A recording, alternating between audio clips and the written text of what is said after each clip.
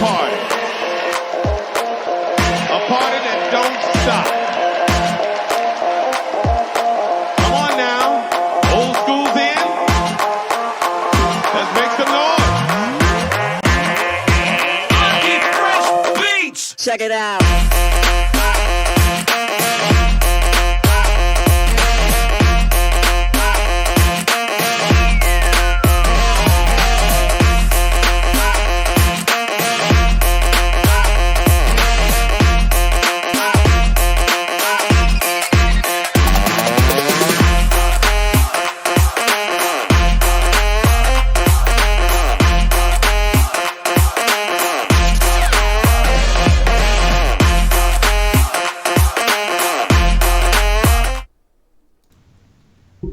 Welcome back to the Horseman Podcast.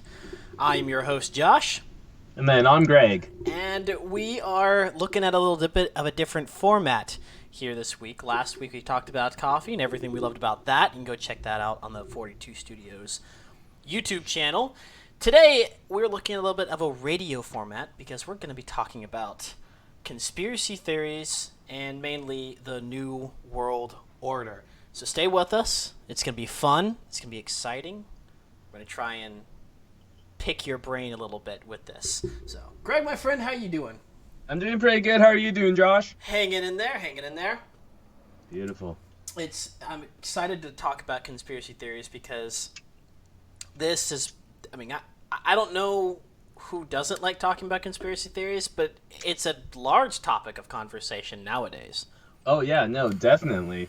I think, you can almost find a conspiracy on, like, every corner of the world, really, know? And especially this upcoming episode right now. Yeah. New World Order. The New So World there Order. should be a conspiracy on every, footstep. Yeah, and or doorstep. If it's interesting about the whole theory with the New World Order is because in said theory, there are also bunches of other different theories you could talk about. So one of the big factoids made around the New World Order is that there's like this global elitism around it, and that is identified as the Illuminati. So they're probably going to come up in the conversation, but before we do kind of really get into the conversation, we have a few things to say about this. We want to make sure that we kind of steer your brain into our definition of what a theory is, or kind of what the general thesis of a definition of a theory is. And it's basically the definition of a theory is that it has not been totally proven true due to lack of physical and sustainable evidence that has held the test of time, space, and matter. All theories that we will be discussing today are being taken as conversational, and we're not trying to prove them true or false. They're just really interesting conversations that should be explored. And that is conspiracy theories too. Most of them are mostly false. A lot of theories have this slight truth twist to them that make them sound believable. If you start spreading a theory around this pizza chain that likes to use a different ingredient in their pasta, but it's like everyone else does it too. It just makes it seem like it's a little bit true that this pizza place may not, be accurate towards a traditional recipe or whatnot. So that's kind of like what we have to say about it, covering our little butts about maybe we're advocates for the New World Order or whatnot. So avoid that catastrophe or whatnot. We cannot confirm nor deny we're part of it, but Yeah. We will talk about it. Sworn into secrecy, Yeah. but we're going to talk about it anyway. Exactly. So what do you exactly know about the New World Order? Like, if you had to picture a New World Order, what do you think it would be like? I think everybody, well, speaking for me, like, when I hear the term New World Order, before I first started researching this topic, I was like, New World Order. So it's just like the fancy rich and the fancy government, got together, they threw out the religious people, out the door, and then they completely, went complete dystopian, kind of like, what's that film? Tron. Yeah, Tron. Yep. Yeah, the the version that was made back in 2012. You know, you kind of have this like really cleaned up neon society, but it's just like, well, the people. It's just like, it's hard to say. You know, Yes. so that's what I thought about. And then also as well too, I think everybody knows that image of, you know, the pyramid in the eye, you know, Right. staring into like oblivion. Yeah, it's really interesting with the New World Order because there's in and of it around it. It seems like something that actually could be true. Like there has to be. If you're thinking about how the world is run, it's like there's so many coincidences that happen where it's like it seems like this was planned. Someone had an idea about this, and they were like, "We're going to make the path of different things so that we end up with this result." And even now we have like with the a major like current economic status of the world right now, because we just got off of a global pandemic that crushed most of the world's economy, with the shutdown of basically the entire world for months on end. And people around that look at that and say, yeah, exactly that. The New World Order's behind this, and they're using it to make everyone believe that we need just one global currency, so not everyone's economy is failing. It's just the economy is failing, and it's such a far stretch when they go that route, when they use a tragedy like that. But that's exactly how most of all this happened. I mean, you have the past two world wars. You have the Cold War. I mean, I think it even made it into the news, which with George H.W. Bush after I believe it was the Gulf. No, it wasn't the Gulf War. It was the Gulf War back in '91, where he stated, "It's more than one country. It is a big idea, a new world order with new ways of working with other nations, peaceful settlements of disputes, solidarity against aggression, reducing controlled arsenals, and just treatment of all peoples." And then after that, it just started flowing out. And I think, I'm not going to say that that's exactly where it took off, but I think because it came out of a world leader at that point, people started to believe it. And that's really the interesting part about the world leaders, is they're basically, what people believe is that they're mouthpieces. Yeah, and there's actually a government behind it, Yeah, you know, like a they're government for the government. yeah, like they're puppets or something like that. And partially true. Each country has that. Today I think it's more so now than ever because of how deep most governments go. A lot of times the leader at the time is legitimately just like a spokesperson. He signs off on documents, makes public appearances, and all that kind of stuff, and he has real power, and he can make proclamations and orders and things like that. But if you look at like the day-to-day life, mainly it's just a spokesperson up there behind a camera reading off of a script, and it is that way because it's just so busy. Like, it looks really bad, but it honestly is just an everyday occurrence in traditional governments, because there's so many things to do and there's so many people to try and manage. Yeah, definitely. Yep. It's like, if you think about it at different jobs and whatnot, there's always you have the CEO, you have board members and stockholders and shareholders that are all around, really kind of making sure that the company's making the money. And below it, you have all these officers and directors to take care of different areas of the company, whether that be departments or districts or whatnot. And then underneath those people, you have other people. And if you think about it, because you brought it up with the pyramid and the eye on the pyramid looking out in oblivion, if you think and look at the structure of the government, it does look like a pyramid. Oh, yeah. I just realized that. Do. Right? It's just like, oh my gosh, we're now diving into this rabbit hole. But I was just because obviously people with a brain cell would know what the pyramid scheme is, and if you look at the top, you're like, oh yeah, that actually, the hierarchy looks like that. Unfortunately, what's beyond the pyramid is what kind of is very interesting. It's almost like the rings of Jupiter, the rings of Saturn, where they're just going around the top of the pyramid, and those are like the stockholders and the board members and the people getting money out of this, who are just circling around like vultures trying to pick apart this pyramid and try to get more money into their pocket. It's like, yeah, that's the new order. That's exactly right there. And it's very interesting to put that piece together in a normal part of society that really no one thinks 5 seconds more about then. I wouldn't say like things 5 seconds, you know. It's not like an everyday topic. And it's just like, you can't just like bust out the whiteboard and like, you know, red thread. You know, it's just like, you want to follow me down this rabbit hole, don't you? It's just like, I got a conspiracy for you. Yeah, no, exactly. And I was just looking it up. It's called the Eye of Providence. Eye of Providence. Okay. Yeah. Yeah. Is the Eye of Providence, I feel like that's one of the main driving forces behind the Illuminati. Have you ever seen, the first time I got introduced to this was the movie National Treasure with Nicolas Cage. God.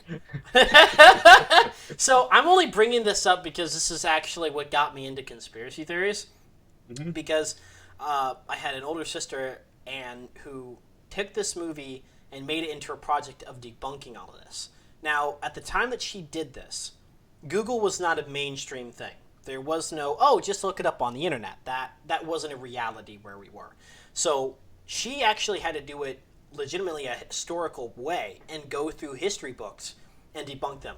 She watched that movie so many times that she was able to repeat line by line, not just bits and pieces, but the entire movie. She could tell you what the characters were wearing, what moves they made before they made them, what the lines were before. She could tell you in intricate details about the movie because she watched it so many times. But it was for debunking all those.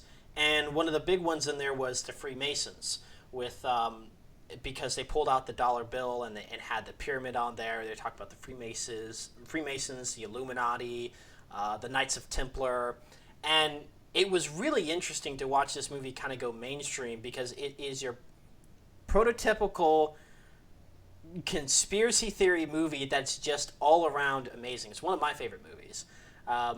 And in it, you have the Eye of Providence as the Illuminati, and they use that at the beginning of the film, of the second one, as kind of a real glimpse into the animation of the storyline of that. And it was real interesting and real weird, but that's kind of, when I think about conspiracy movies, that's one that I think of, even though it's, you know, it's a okay movie nowadays. It's a documentary. What are you talking about, Josh? There's a map behind the Declaration of Independence, and Nicolas Cage got it. You know, it's kind of funny because if you think about it, over years of people exploring and trying to test on different things, that's the one thing that I think people are very smartly trying to avoid, is trying to figure out if there's a map on the back of the Declaration of Independence. And the reason why it's so much fun to explore is because it's just like, well, if you don't think that there's a map on the back of the Declaration of Independence, then just prove it. Put it out on camera. Test it. Like, bring in people to do it and test if there's a map on the back of the Declaration of Independence. Put it on pay-per-view. Donate it to charity. Boom. There you go. I just created a show. Wow. You put it on pay-per-view, and you bring in people, and you work. You have the people who believe all this stuff, and the people with the resources, and you put them together. Oh, holy fuck! That's not good. Oh, man. Can't believe I just did that on stream. No, I just knocked over my cup. Oh no. Yeah, no worries. So what I was saying was, it's basic, like, put them together, put it on pay-per-view, and you've got an entertainment show. I mean... Oh my god. Josh. So, follow me down this rabbit hole now. Okay. So, the people who put on the show are actually members of the Illuminati. Oh, shit. Oh, that's a good one. they already have the fake piece of paper. So all of the people who are there are already their correspondents. Yeah. So, like, it's just like, debunked. And everybody's like, bitch, the people who are in the film production are the Illuminati. And then it's like, what? And then you get a show on that, and then it becomes this deeper rabbit hole. The Eye of Providence. Boom. Because we're all witnessing it. And we're all at the top. And they just keep branching out around us. So I'm gonna ask you to do. I'm gonna ask you to do a favor while I go get something to clean this up. Oh yeah, no worries. Why don't you give the audience a little background on what the Eye of Providence is and fill them in? I'm gonna get something to clean this up, and then I'll be right back. All right, sounds good. Okay. So hello everybody. This is the co-host Greg. I don't know if you guys are familiar with the Eye of Providence, but you've probably seen it before. If you've ever had like a $1 bill, whether in your pocket or at the strip club, you look at the back of it and you see that triangle, and that triangle, that eye, that is what we're referring to as the Eye of Providence. No, what's really cool about the Eye of Providence is just like, no one really knows where the origin of this, symbol came from. It just appeared. Like, nobody's like, seeing here, like, on the BBC, they said the triangle was a long-standing symbol of the Christian Trinity, Father, Son, and Holy Spirit, and sometimes, previous centuries, God was depicted with a triangular halo, but you never really see that eye of like, ooh, here I am peeking in. Some people have said that it has referred to Big Brother, also known as, like, the guy who's always watching. So it's kind of hard to say.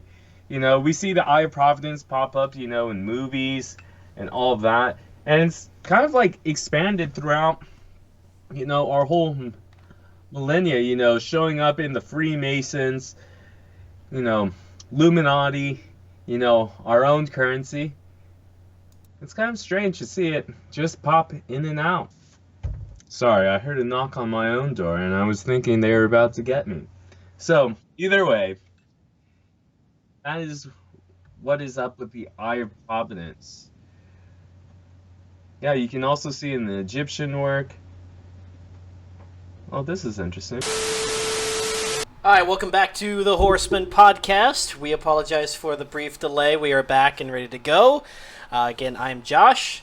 And I'm Greg. And we are back talking about the New World Order. If you missed the first part of it, we were talking about the Freemasons and the Illuminati, the Eye of Providence, how they're all connected interchangeably, and then we're talking about the map on the back of the Declaration of Independence. And now I remember exactly what I was talking about. We were talking about a show where the people who have all these ideas about the conspiracy theories, and then the people who have them and get them together with the resources and figure out if they are, and then the people on it are actually secret members of the it was the Freemasons, I think. Yeah. The group members were the Freemasons, and then we put on pay-per-view. That's where we left off at. Now I remember. Yep. But yeah, it's interesting how they're all interchangeable and they're all like, really with each other on it, and it makes it fun to talk about because there's so many different parts, and there's so many unique things that you can learn from one or the other. We were talking earlier about some of the people that were conspired being behind this, and there's actually a fairly large list.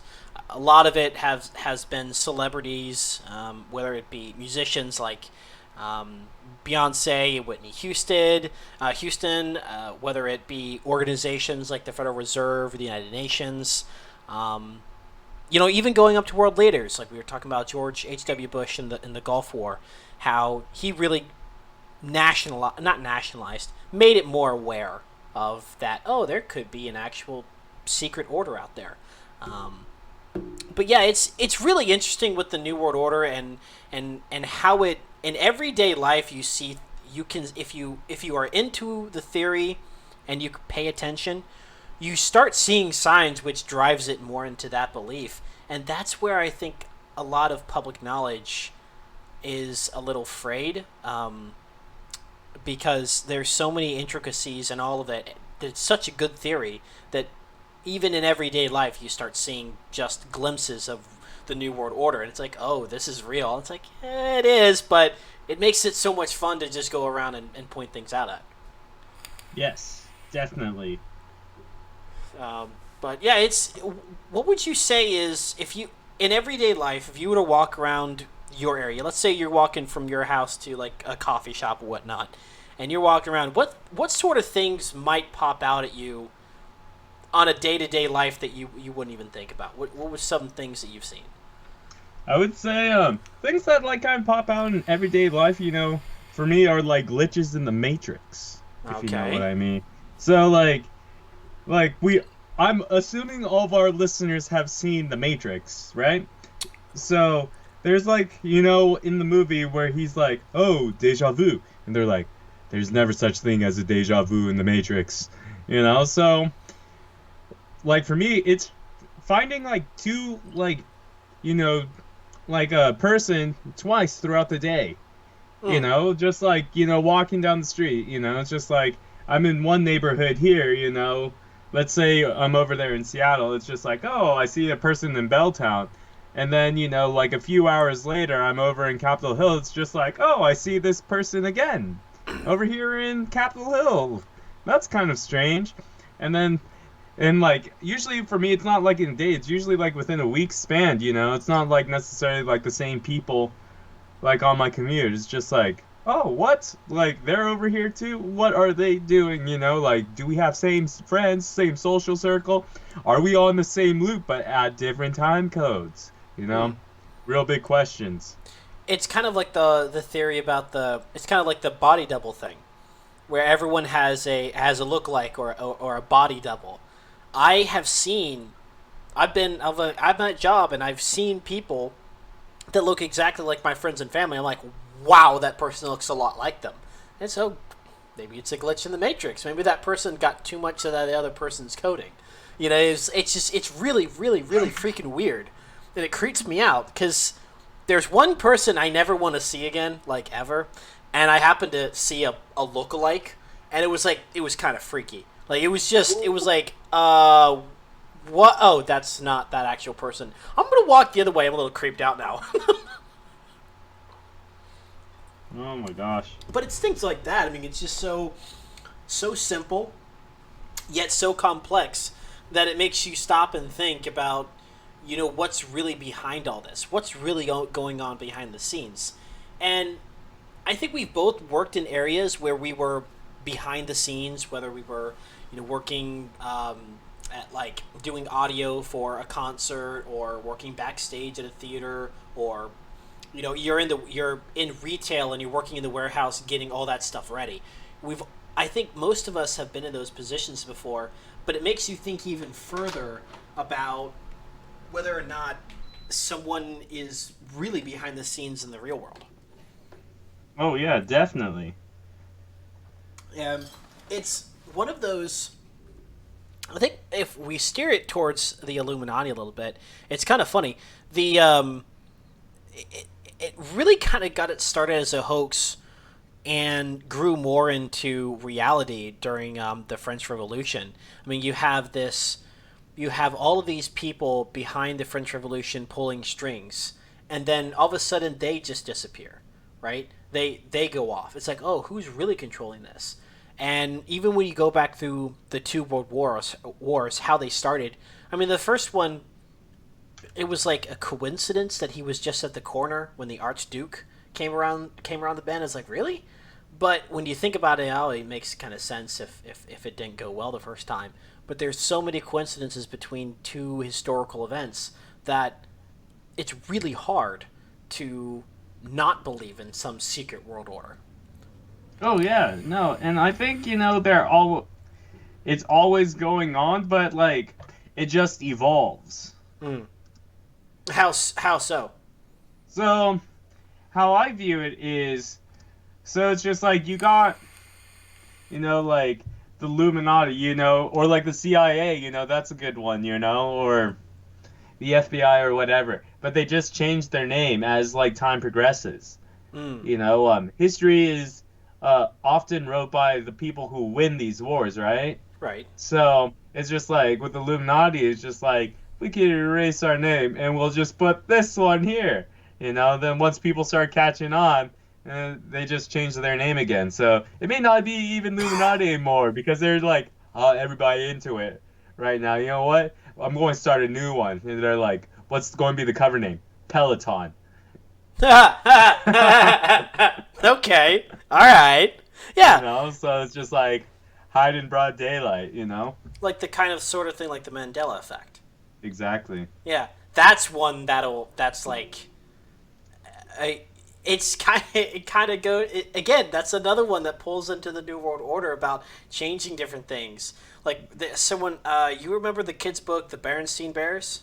Yeah. Yeah. So they were changing, like they were saying, like how like title changing when I was like, really? Like I don't remember it ever being that way, but apparently it was. I was like, that's really weird.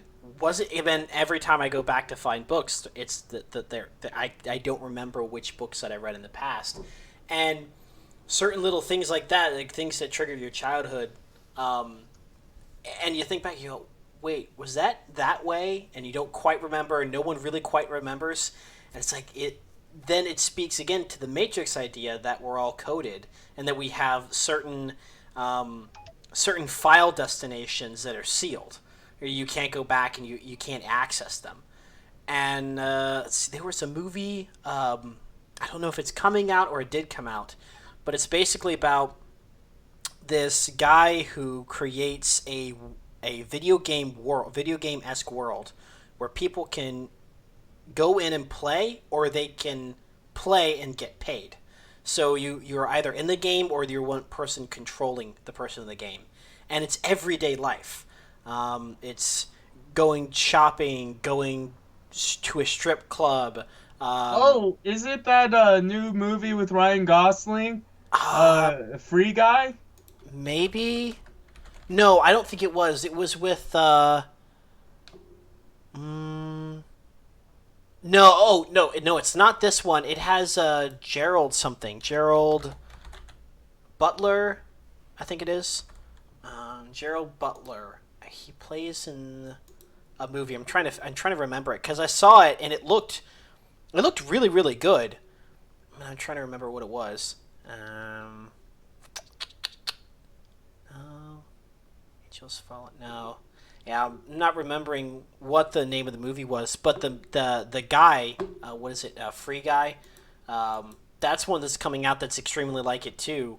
But yeah, the Matrix plays into this whole new world order thing, and with the end times as well, like how all of this is going to end, and will it be something like a giant computer crash, or will it be something that's super spatial, like aliens come in and they decide that they don't need our planet anymore and they just blow up the planet, and that's how this whole thing ends. Is it within the Illuminati's control? Is it within some type of Matrix thing? The end of the world theory is something that also plays a big part of it, but it's one of those futuristic ideals. And there seems to be a wave of new evidence that's come to light with the world order, especially like we were talking about earlier with the past pandemic and everything. One thing that seems to keep popping up is that these corporations there's things that keep coming out about the corporations, with big CEOs behind a bunch of things. Like right now, there's some things about the insider trading that's going on, and also with the whole pandemic thing, they had that whole Bill Gates thing that was going on. I don't know if you heard about that.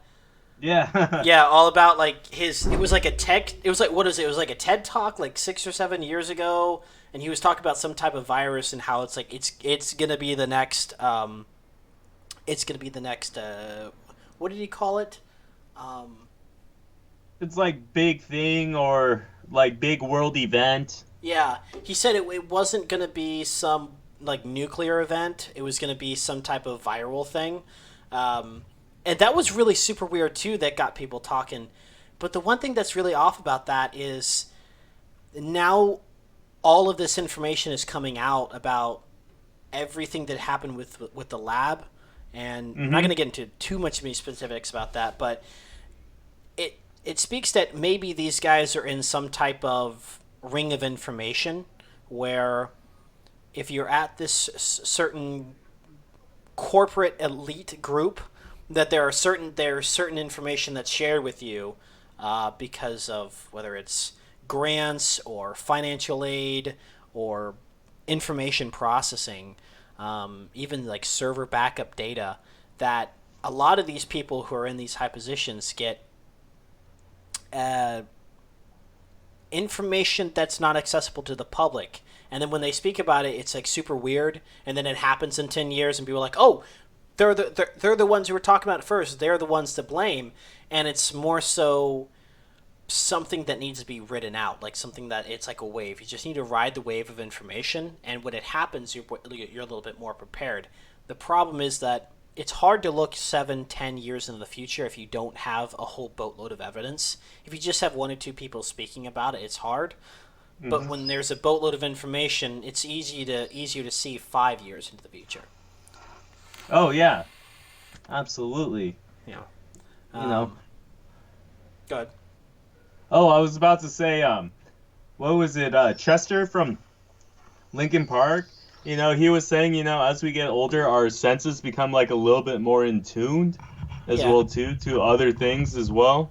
So I would definitely not put it past, you know, it's just like, you know, it's just like everything's always going on at once, but, you know, we live in an age where everything is so almost sensory overload, where it's just like you don't necessarily have the time to look out for, you know, XYZ.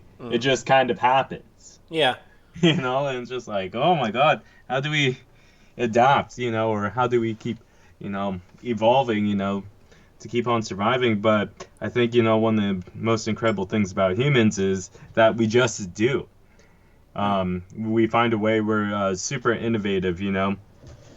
Yeah. Even if like a conspiracy helps us like get there, you know, being part of the Illuminati, but we're not saying we're part of the Illuminati. Right. But we're in the Illuminati. I'm just kidding. Again, like we said before, we're you can't confirm or deny. So. Yes. When you're talking about movies, you're talking about The Matrix earlier. If you think about big time movies that really make people fans of these conspiracy theories, besides The Matrix, what other big Hollywood productions or movies that came out that drew you into these theories? I think, you know, there's a couple. It's not necessarily movies all the time. I remember back in 1984, there was a Pepsi Cola ad, and then also, I believe it was a Nike ad back during the or an Apple ad back during the Olympics. Huh. And have you ever read George Orwell's book, 1984? I've read bits and parts of it. It's probably been about 10 years since I actually read the book. Yeah, so for you guys who haven't read the book out there, the premise of the book is it's just like there's this dystopian world where it's just like, it was kind of like pandemic life practically, where it's just like you were stuck at home, you went to work, you kind of socialized, and then you were just kind of stuck in that routine over and over and over again. And with, you know, this Olympic ad, you know, it's just like you had like this huge television, and then you had this javelin, you know, this lady with the javelin, right? And she throws it at the screen, and then I believe the text said, "Don't make this like the year 1984, Apple," or something like that. Yeah. You bring up the 1984 book. You were bringing up as like, it almost looks like pandemic. And if you look at it, if you really read the book and read it through, and then you look at everything that happened from that book, you can start to see some parts where he was like, did he have like a time machine? Because everything that he's saying, or most of the things that he's saying, line up with most of the things that are happening. Um, did you ever watch the X-Files? I've never seen the X-Files. So, I just know it comes up quite a bit during that show. yeah, so if you've never watched the X-Files, so from about early 1990 to like the early 2000s, the X-Files ran. It was a conspiracy thriller television show, and it brought to light a lot of theories, including the New World Order. At that point in time that it got introduced, it also included like concentration camps with FEMA and black helicopters.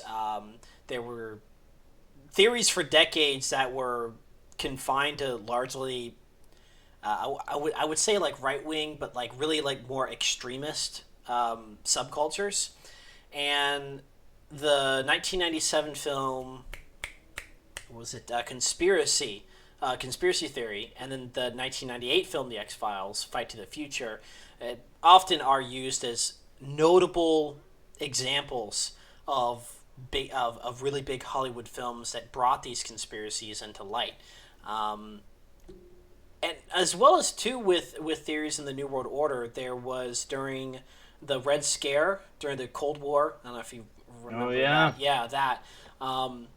That was also something that was driven out of that New World Order conspiracy, that these communists from these communists from Russia were to come over and infiltrate the government and make the entire world into this communistic regime, which turned out to be, it was sort of true, but the people that were inside were at such lower levels that it almost posed no threat to the toppling of the United States government at any point in time.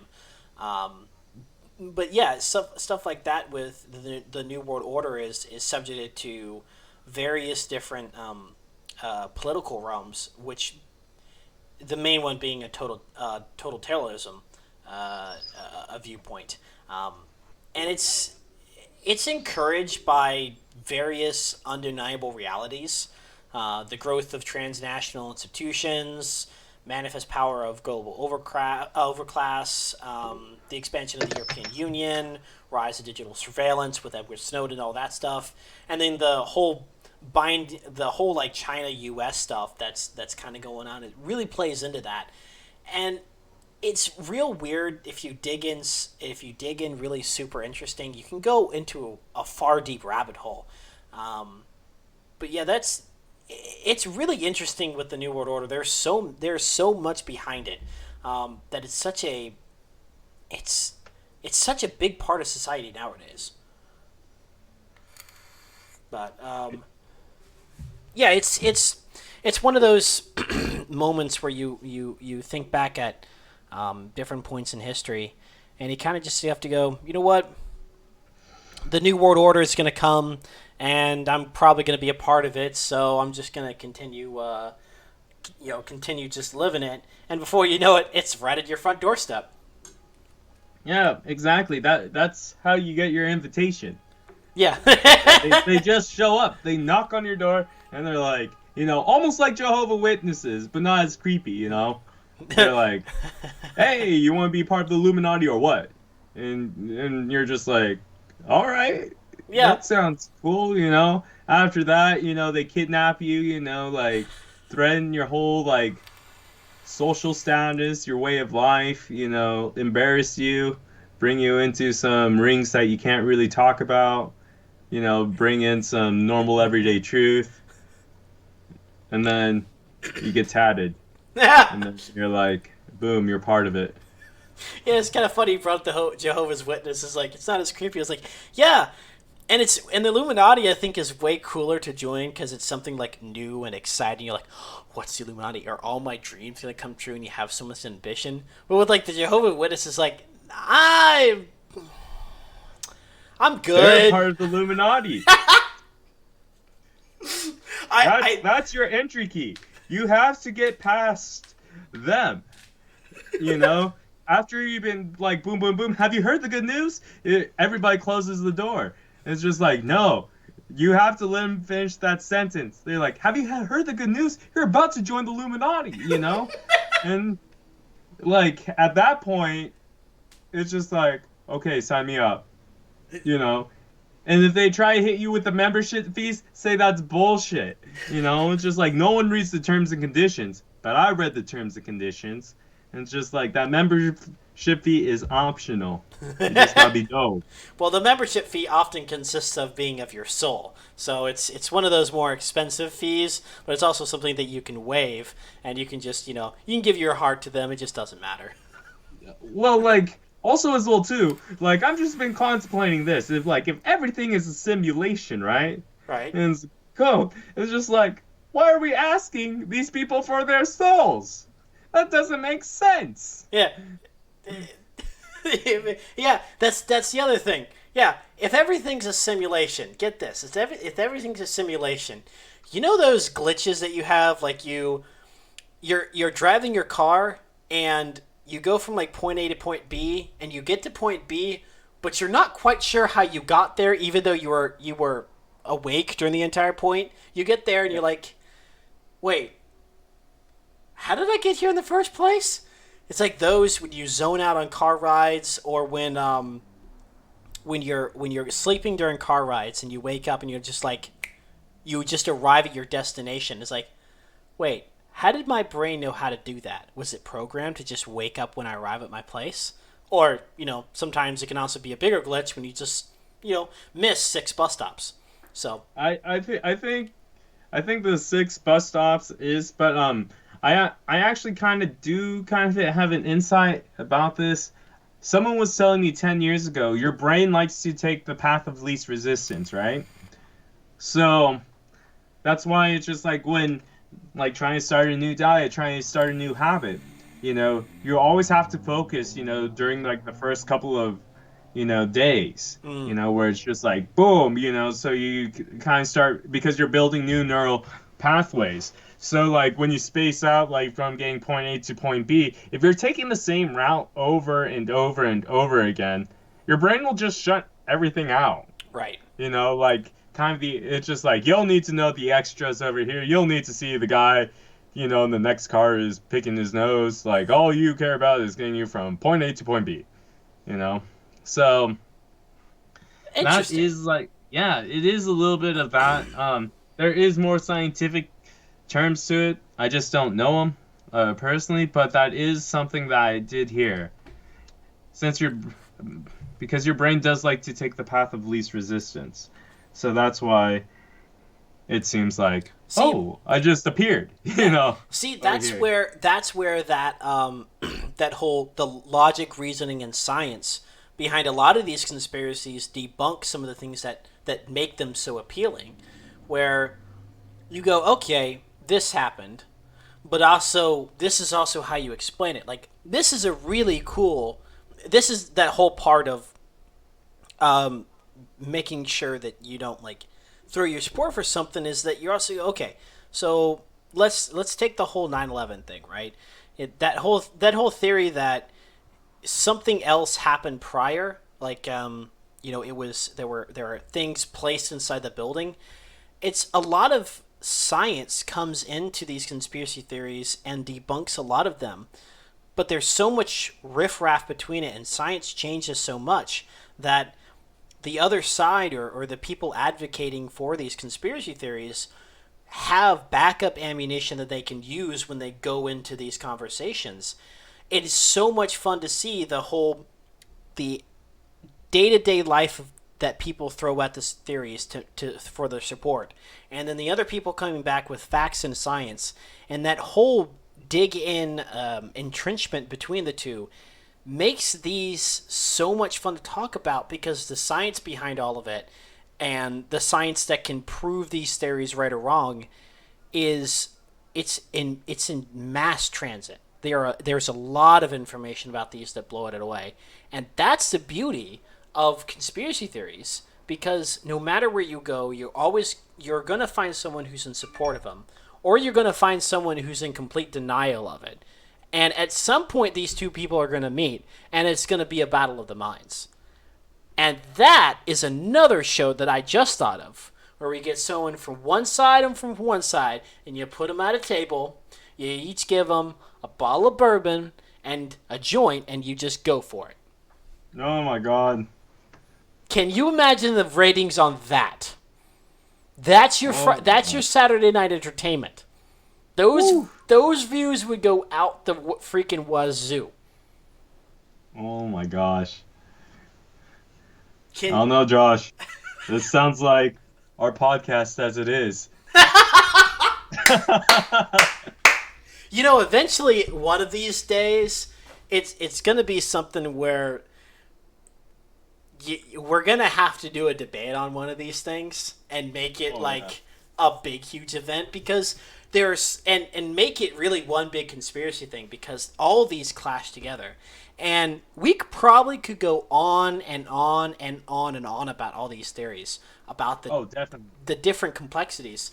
But we're going to go ahead and wrap things up for today. It was a little bit weird with all the live streams broadcasts, but we appreciate those who got to stuck around, and we thank you guys so much for tuning in. Yes, thank you very much. And more for us to come. Yeah, more to come. So we thank you guys so much for tuning in, and we will see you guys next time. All right, peace.